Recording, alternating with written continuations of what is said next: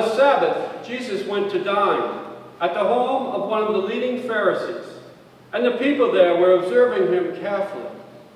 He told a parable to those who had been invited, noticing how they were choosing the place of honor at the table. When you are invited by someone to a wedding banquet, do not recline at table in the place of honor. A more distinguished guest than you may have been invited by him. And the host who invited both of you may approach you and say, "Give your place to this man," and then you would proceed with embarrassment to take the lowest place. Rather, when you are invited, go and take the lowest place, so that when the host comes to you, he may say, "My friend, move up to a higher position." Then you will enjoy the esteem of your companions at the table. For everyone who exalts himself will be humbled, but the one who humbles himself will be exalted. Then he said to the host who invited him, "When you hold a lunch or a dinner, do not invite your friends or your brothers, or your relatives or your wealthy neighbors, in case they may invite you back and you have repayment. Rather, when you hold a banquet, invite the poor, the crippled, the lame, the blind. Blessed indeed will you be because of their inability to repay you. For you will be repaid at the resurrection of the righteousness." The Gospel of the Lord. Praise to you, Lord Jesus Christ. Have you ever tried to cut in line at the supermarket? Think about that. Or maybe at school in the lunch line. Or here's a really dangerous one, cutting in line at the DMV. You might not get out alive, right?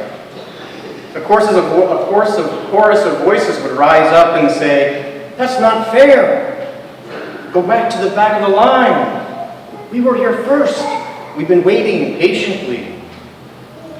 Usually if we ever do this, and I have at least once or twice, we end up kind of with a mixed feeling of anger, sort of like, "But I deserve it."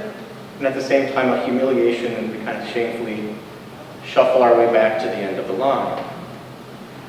In that moment of cutting the line, attempting to cut the line, what was lacking was the virtue of humility. And we let, in that moment, our pride take over. And the motion of the heart is quite simply, I have something more important to do than these folks. I deserve to go ahead of them. Me first. You second. That's kind of the motion of the heart in a nutshell. And if this motion of placing ourselves first, I should say, it is in this motion of placing ourselves first that Jesus addresses in the gospel today.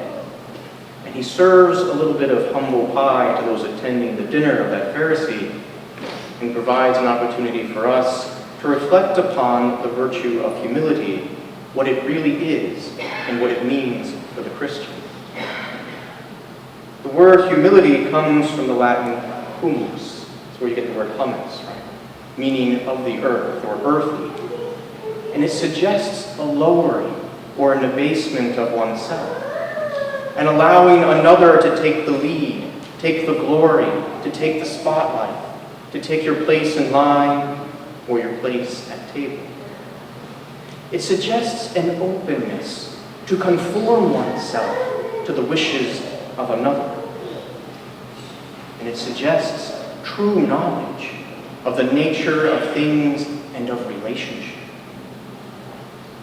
For this reason, we can say this about humility. We can say that it is knowing the boundaries of your own existence, of knowing who you are, really, and living within those boundaries.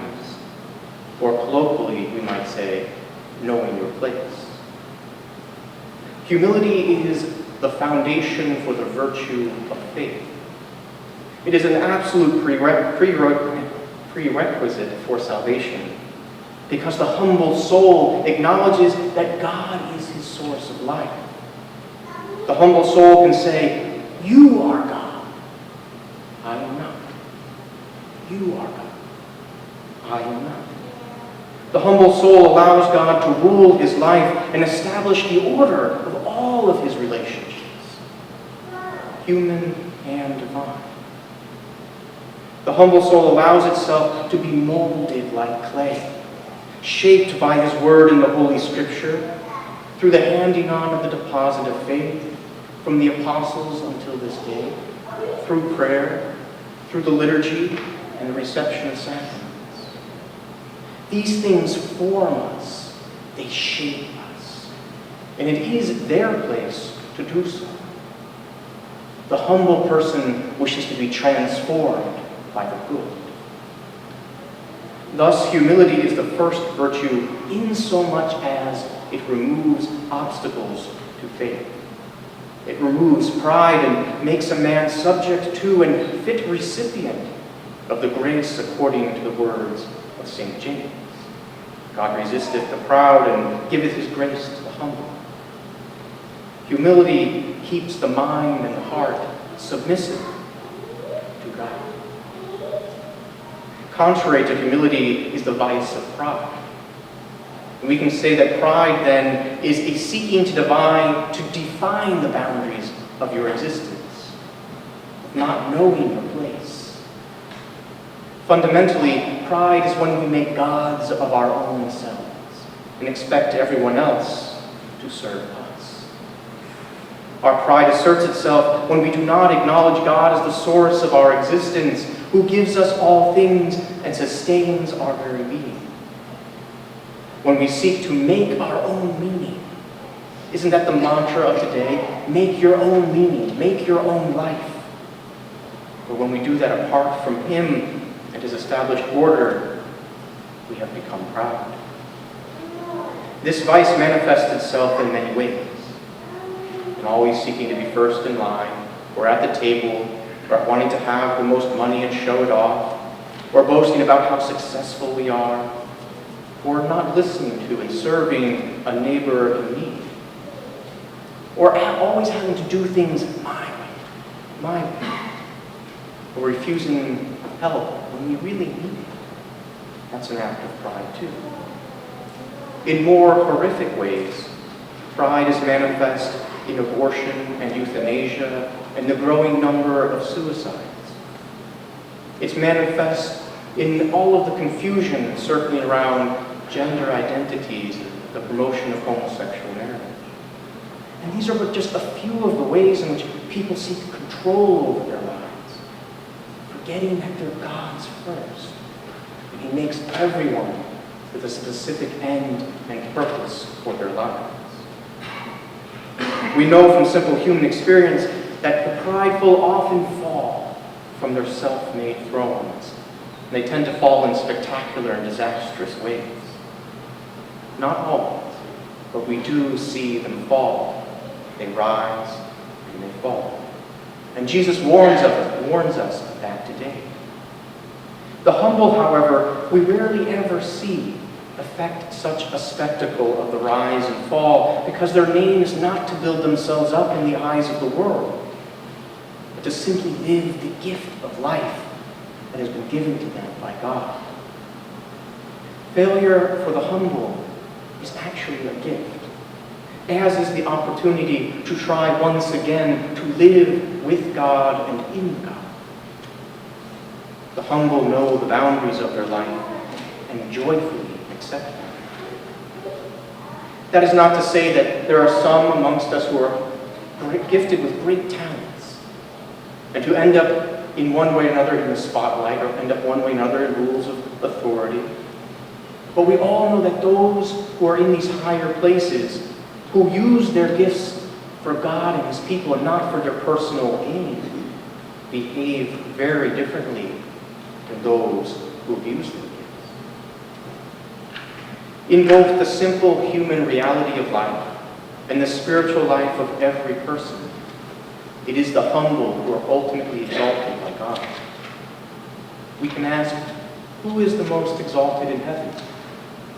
Scripture tells us that Jesus Christ, who suffered and died for us, who rose again, He is seated at the right hand of the Father. Who else surrounds Him in heaven?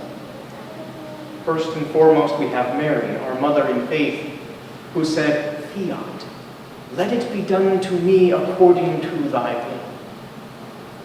not earthly, but God's. And surrounding them, all of the saints, all of those who were willing to have God as their rule and measure for life. Those who lived in this life for their neighbor's good above and beyond their own. One of the paradoxes of the Christian life, and essential to it, is that the more that you lay down your life for Christ and His church, the more you submit yourself to His will for the good of your neighbors, the more He lifts you up, the more He raises you. The humble heart praises the Lord because it knows that its meaning for existence and its very being is from God. And that the love, its love, is lived in pouring out itself for the sake of another. Lord, help us to be humble before you. Help us to receive and be open to receive all the grace that you have in store for us.